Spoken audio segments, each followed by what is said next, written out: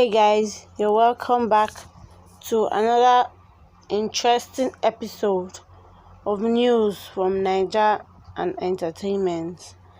For today, how a male corps member escaped getting lynched after performing CPR on unconscious Muslim lady.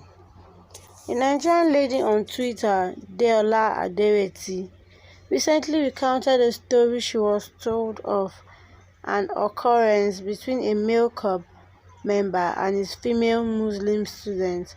According to Deola, the corps member, Clement, removed the JSS3 female student's hijab amid protests and performed CPR on her after her friends started weeping when they thought she had died after falling unconscious.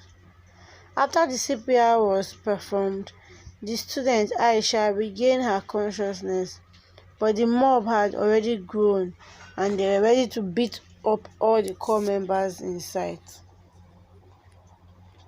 Aisha's friend convinced them not to harm the corps members because they had saved the young girl's life. However, the next day, a mob led by Aisha's father, who was holding a cutlass and plank, came for the corps members, and while others were able to escape, Clement was beaten to a pulp and was only saved by the intervention of policemen.